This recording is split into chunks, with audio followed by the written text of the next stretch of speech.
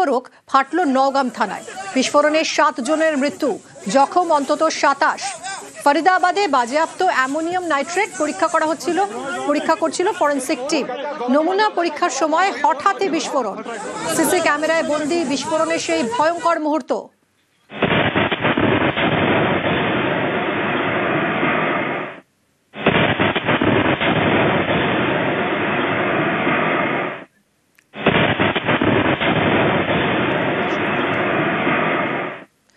সেই ভয়াবহ মুহূর্ত, সিসি ক্যামেরা বন্দী সেই মুহূর্ত।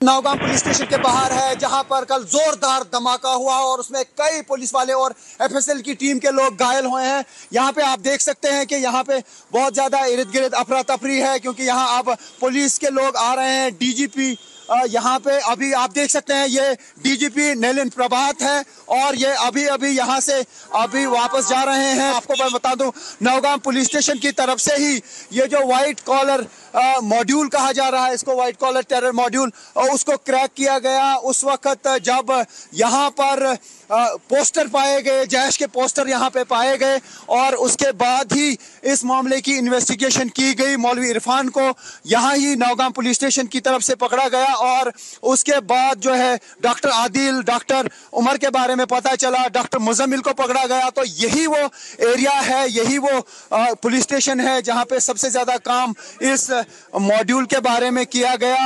क्या यहाँ पर कोई ऐसा सबूत तबाह तो नहीं हुआ जो इस केस को क्रैक करने में, फर्दर क्रैक करने में बाधा उससे पड़े? ऐसा अभी इंफॉर्मेशन नहीं है। जैसे ये बारूदी मवाद फटा, कैसे ये अमोनियम नाइट्रेट फटा, जो बताया जा रहा है कि इसमें अमोनियम नाइट्रेट भी था। तो ये आप देख सकते हैं कि यहाँ पे अभी आईजी भी पहुंच चुके हैं। ये जम्मू कश्मीर पुलिस के आईजी हैं, वीके बिरदी हम देख पा रहे हैं, वो भी यहाँ पे हैं। দিল্লি বিস্ফোরণে বাংলা যোগ, জালে উত্তর দিনাজপুরের ডাক্তার। এনআইএ জালে ডাক্তার জানিসার আলম, আল ফালা বিশ্ববিদ্যালয়ের প্রাক্তন পড়ুয়া এই জানিসার। ডালখোলা সূর্যাপুর থেকে জালে জানিসার আলম। কথা বলবো, আমার সঙ্গে সরাসরি রয়েছে আমাদের প্রতিনিধি চঞ্চল, কথা বলবো। জালে উত্তর দিনাজপুরের ডাক্তার, ডাক্তার জানিসার আলম। লুধিয়ানায় জন্ম ডাক্তার জানিসার আলমের।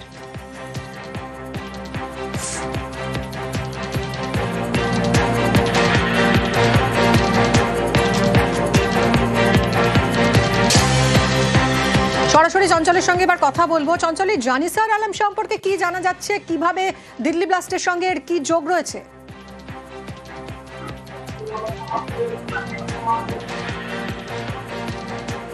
দেখো, এই জানিসার আলম কিন্তু যে আলফা ইউনিভার্সিটি, সেই ইউনিভার্সিটিতে কিন্তু পড়াশোনা করে এমবিবিএস পাস করেছিল 2024 সালে। এরপরে 2024 সালে পাস করার পরে কিন্তু দেখা গেছে তার বাবার পাশেই আর কি, যেখানে লুধিয়ানাতে তাদের বাড়ি, সেই বাড়িতে কিন্তু পাশেই সেখানে একটা চেম্বার খুলে তিনি ডাক্তারি প্র্যাকটিস করতেন। তারপরে দেখা গেছে যে গত রবিবার সে এমডি পরীক্ষা দেওয়ার জন্য কিন্তু চণ্ডীগড় গিয়েছিল। চণ্ডীগড়ে যাওয়ার পরে সে গত বুধবার এই চাকুরিয়া ডালখোলা থানার যে কোনাল গ্রাম, সেই কোনাল গ্রামে বিয়ে বাড়ির একটি অনুষ্ঠানে যোগ দিতে এসেছিলেন তার মা, বোন এবং তিনি।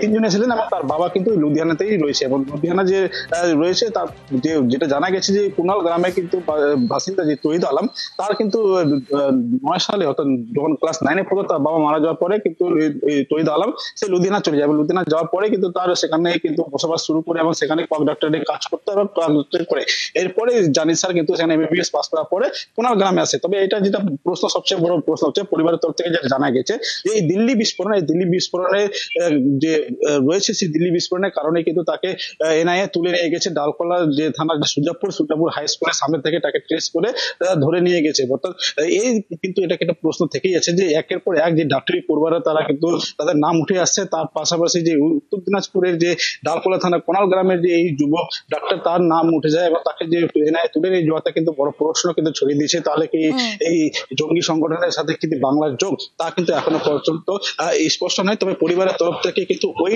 ঘটনার কারণেই নিয়ে গেছে এনআইএ, এমনটা কিন্তু পরিবারের তরফ থেকে।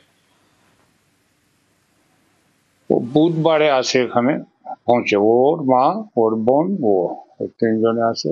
লালকিল্লার পাশে যেটা ঘটছে এরকম শোনা বলছি, এটা আমরা তো কনফার্ম কিছু জানি না। তো ওই যে মেডিকেলে ও পড়তো, ওর কাছে ওই জন্য আসছে যে ওই বেচের ছেলেগুলোকে জিজ্ঞাসাবাদ করে। যখনই ওকে ধরলো তো ও মাকে ফোন করে দিল যে আমাকে পুলিশ তুলে নিল। তারপরে আমরা খবর নিলাম, তো বাজারেও বোঝা গেল কোনো কোনো জায়গায় যে হ্যাঁ তুলেছে। শুনলাম যে না, ওর বাইকটা দলকলাতে রাখছে আর ওখান থেকে ইসলামপুর নিয়ে গেছিল। তারপরে এর মধ্যে ফের মোবাইলটা ওর খুললো, তো ও ফের ফোন করলো যে আমাকে শিলিগুড়ি নিয়ে চলে যাচ্ছে। তো দুটো গাড়ি প্রথম এইখানে এসে দাঁড়ালো, স্করপিও। তো ওখান থেকে 5-6 জন লোক নেমে, মানে এটা আসলে নতুন লোক, তখন জিজ্ঞাসা করলো যে এখানে অমিতাভের বাড়ি কোথায়, আমারই বাড়ি।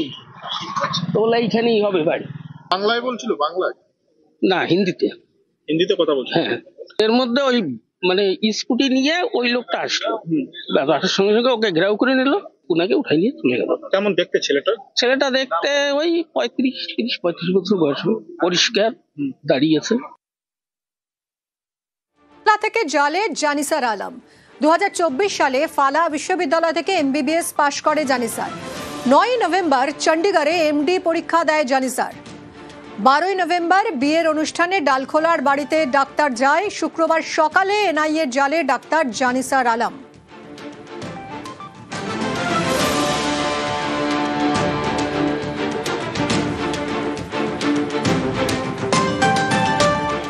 চার জঙ্গি ডাক্তারের রেজিস্ট্রেশন বাতিল। জঙ্গি যোগের অভিযোগে বাতিল রেজিস্ট্রেশন বাতিল করা হয়েছে মুজাফফর আহমেদ, আদিল আহমেদ রাঠেরের। রেজিস্ট্রেশন বাতিল মুজাম্মিল শাকিল, শাহিন সায়েদেরও। রেজিস্ট্রেশন বাতিল ন্যাশনাল মেডিকেল কাউন্সিলের। দিল্লি বিস্ফোরণ যোগে জালে এই 4 ডাক্তার, এই 4 জনেরই রেজিস্ট্রেশন বাতিল করা হয়েছে।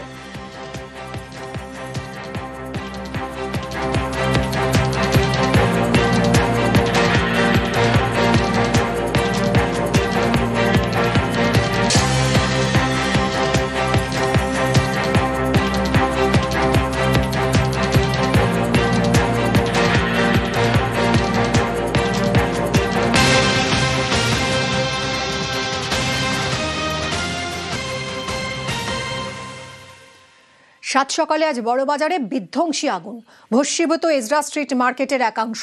বৈদ্যুতিক সরঞ্জামের দোকানে আগুন লাগে, পুড়ে খাক একের পর এক দোকান। ভয়াবহ আগুন লাগে সাত সকালে, ধোঁয়ায় ঢেকে যায় এলাকা। একের পর এক দোকান পুড়ে খাক।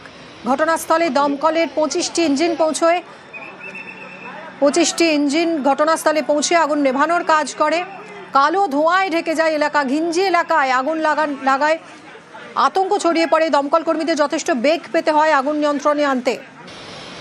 ইজরা স্ট্রিট একেবারেই ঘিঞ্জি এলাকা। একের পর এক দোকান এবং দুটি দোকানের মাঝে যে সরু গলি থাকে, যেখানে পাশাপাশি দুজন হাঁটা যায় না, এইরকমই সংকীর্ণ রাস্তায় দমকল কর্মীদের যথেষ্ট বেগ পেতে হয়।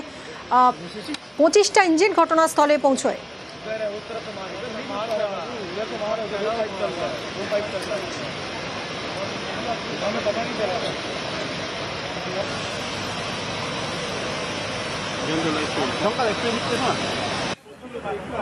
বিধ্বংসী আগুন লাগে বড়বাজারের এজরা স্ট্রিটে। আবারও শহরে বড় সড়ো আগুন। এজরা স্ট্রিটের মার্কেটের একাংশ ভস্মীভূত। বৈদ্যুতিক সরঞ্জামের দোকানে আগুন লাগে। একের পর এক দোকান পুড়ে ছাই। 25টি ইঞ্জিন দমকলের পৌঁছয় এবং দমকল কর্মীরা আপ্রাণ চেষ্টা চালান আগুন নিয়ন্ত্রণে আনার।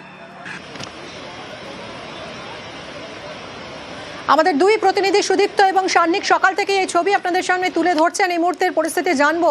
সুদীপ্ত এবং সান্নিক সরাসরি রয়েছে আমার সঙ্গে। সান্নিক, এখন কি পরিস্থিতি? আগুন কি পুরোপুরি নিয়ন্ত্রণে?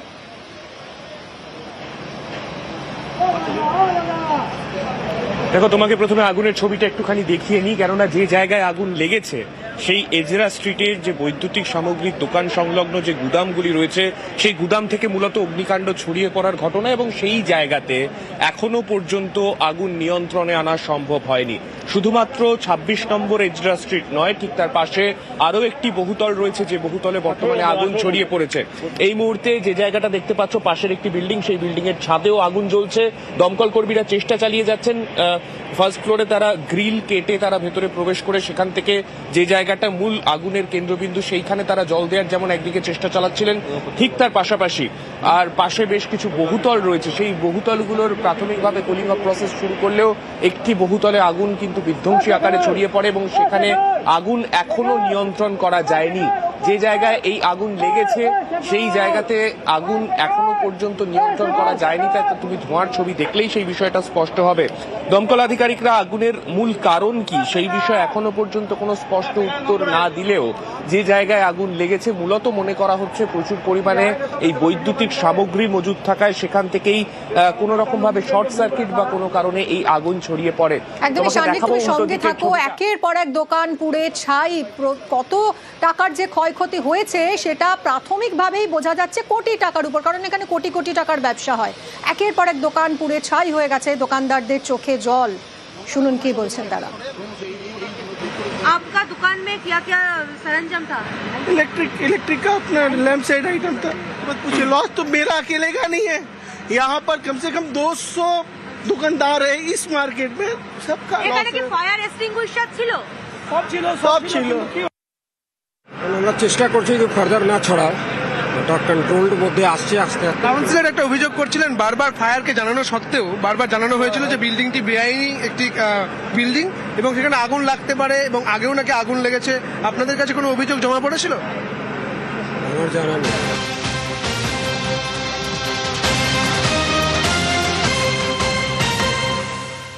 তবে এই আগুন লাগার পিছনে ষড়যন্ত্রের অভিযোগ করছেন দোকান মালিক। অভিযোগ পাশের দোকানের মালিকের বিরুদ্ধে। কেন ষড়যন্ত্রের অভিযোগ সুদীপ্ত রয়েছে? সুদীপ্ত, এই তো মারাত্মক অভিযোগ, ষড়যন্ত্র করে আগুন লাগানো হয়েছে বলছেন দোকান মালিক।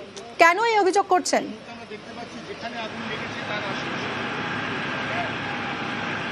দেখো, ঠিক এজরা স্ট্রিট এবং সেখানে ঠিক 5:30 নাগাদ আগুন লাগে। বৈদ্যুতিক সরঞ্জামের বিভিন্ন দোকান, প্রায় 200টি মতো দোকান রয়েছে। যেখানে আগুন লেগেছে সেটি আসলে একটি ট্রাস্টের আন্ডারে রয়েছে। পাশাপাশি একটি বিল্ডিং, সেই বিল্ডিংয়ের মালিক প্রায়শই এই ট্রাস্টের আন্ডারে থাকা বিভিন্ন দোকানের মালিককে প্রায়শই যেটা করতো সেটা হচ্ছে হুমকি দিত।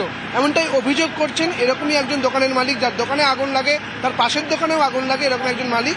তিনি বলছেন যে প্রায়শই তাকে হুমকি দেওয়া হতো, তাদের হুমকি দেওয়া হতো, আগুন লাগিয়ে দেওয়ার হুমকি দেওয়া হতো, তারা এফআইআর পর্যন্ত করবেন বলছে। যেটা এই মুহূর্তে দেখা যাচ্ছে একেবারে কিন্তু ঘিঞ্জি এলাকা, এবং এই ঘিঞ্জি এলাকার মধ্যে যে বিষয়টা একদম গোল, যদি আমি একটা রাউন্ড ধরি, একটা বৃত্ত ধরি, তাহলে পরে যদি দেখা যায় যেখানে আগুন লেগেছে সেখানে অনেকগুলি ইঞ্জিন একসাথে যাওয়ার জায়গা নেই। কার্যত চারিপাশ জুড়ে যেহেতু আগুন ছড়িয়ে গিয়েছে, তাই চারিপাশ জুড়েই কিন্তু দমকল ইঞ্জিনকে রাখা হয়েছে এবং দমকল ইঞ্জিন তারা কিন্তু আগুন নেভানোর কাজ করছিলেন। এখন অনেকটাই আগুন নিয়ন্ত্রণে, এমনটাই ডিজি ফায়ারের পক্ষ থেকে বলা হয়েছে। প্রায় 20টির বেশি ইঞ্জিন কিন্তু কাজ করছে। এবার যে বিষয়টা যেটা দেখা যাচ্ছিল, যে প্রাথমিকভাবে অনুমান করা হচ্ছিল যে শর্ট সার্কিট থেকে আগুন লাগার কথা, কিন্তু যেটা দেখা গেল যে এখানকার যারা মালিক, যাদের এই আগুন লাগে, যাদের দোকানগুলিতে, অর্থাৎ একটি দোকানে আগুন লাগে, তারপর সঙ্গে থাকো। কি অভিযোগ করছেন এই দোকান মালিক? ষড়যন্ত্রের কি অভিযোগ শুনবো। এটা পুরো ইলেকট্রিক্যাল মার্কেট আছে। কি মনে হচ্ছে, শর্ট সার্কিট থেকে নাকি না কোনো চক্রান্ত? চক্রান্ত তো হতেই পারে, কেন এই যে পাশে বিল্ডিং এর সঙ্গে আমাদের একটা দীর্ঘদিন দিয়ে একটা মামলা চলছে, আজকে 25-30 বছর দিয়ে। অনেকবার ধমকি দিয়েছে, সুরেশ কুমার ডাগাও তার নাম হচ্ছে, অনেকবার আমাদেরকে হুমকি দিয়েছে আমরা আগুন লাগিয়ে দিব, এই করবো এই করবো। অনেকবার খালি করানোর চেষ্টা করেছে, জালি সাইন করে বলছে আমি লিজ নিয়ে রেখেছি। ওরই চক্রান্ত হতে পারে, আমরা এফআইআর করবো ওর এগেন্সে।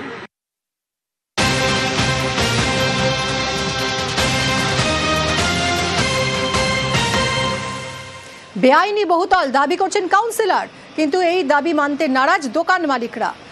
সুদীপ্তর সঙ্গে আবারও কথা বলবো। সুদীপ্ত, বেআইনি বহুতল বলছেন কাউন্সিলর, তাহলে এতদিন ধরে কি করছিলেন তিনি, আর দোকান মালিকরাই বা কি বলছেন?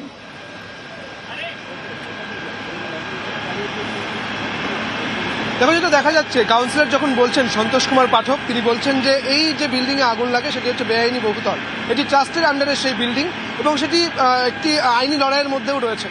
তিনি বলছেন একাধিকবার তিনি ফায়ার অর্থাৎ দমকলকে তিনি খবর দিয়েছেন, তিনি চিঠি করেছিলেন, পুলিশ প্রশাসন তাকেও চিঠি করা হয়েছিল এবং একই সঙ্গে মিউনিসিপ্যালিটি তাকেও কিন্তু চিঠি করা হয়েছিল। কিন্তু যে বিষয়টা তিনি জানাচ্ছেন যে একাধিকবার চিঠি করা হয়েছে, সেই চিঠি কিন্তু আমাদের হাতেও রয়েছে, অর্থাৎ নিউজ 18 বাংলার হাতে সেই চিঠি রয়েছে।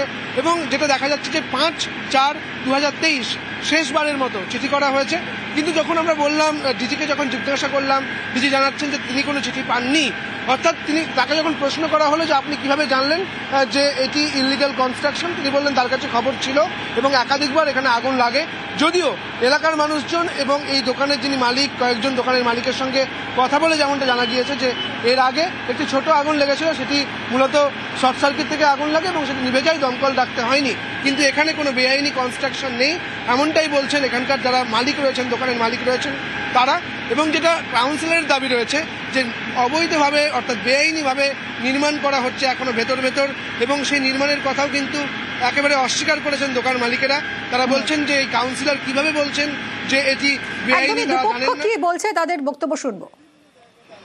এভাবে ওই বাড়িটা, ওই চার্চের বাড়িটা, ওখানে ওই কোনো ওয়ারিশ নেই, ওর কোনো কেউ অনার নেই, আর ওটা যে যেখানে পায় সেখানে যেভাবে বানিয়ে নিয়েছে, আর ওই কারণেই। আর আমি কিছুদিন আগে শুনলাম নাকি ভেতরে ওই কিছু ইলিগাল কনস্ট্রাকশন হচ্ছিল ভেতরে, আর কোনো ব্যবস্থা হয়নি, কোনো ব্যবস্থা। এটা কি বেআইনি বিল্ডিং? না না, বেআইনি কিচ্ছু বেআইনি নেই। কাউন্সিলর বারবার বলছেন যে এটি ইললিগাল বিল্ডিং। উনি বলতে পারেন কি কারণ আছে না আছে আমি বলতে পারছি না। আপনি দেখুন G+1 বিল্ডিং আছে, আমাদের কাছে ম্যাপ আছে, G+1 বিল্ডিং, সাইট প্ল্যান আছে। 1839-এর তৈরি বিল্ডিং এ কি করে ইলিগাল বলতে পারবেন আপনি? বিল্ডিং এর ভেতরে কোনো কাজ করা হয়েছে কখনো? হ্যাঁ, বিল্ডিং এর ভেতরে নির্মাণ কাজ করা হয়েছে? না না, নির্মাণ কিছু না, সবের ভেতরে আছে লোহার স্ট্রাকচারের উপরে প্লাই দিয়ে দোকান করা আছে। প্লাইয়ের সবের দোকানেই থাকে, লোহার স্ট্রাকচার আছে বাস। ফের বিধ্বংসী আগুন বড়বাজারের এজরা স্ট্রিট মার্কেটের একাংশ পুড়ে ছাই। বৈদ্যুতিক সরঞ্জামের দোকানে আগুন লাগে সকালে। ঘটনাস্থলে দমকলের 25টি ইঞ্জিন পৌঁছয়। আগুন এখন নিয়ন্ত্রণে বলেই জানা যাচ্ছে।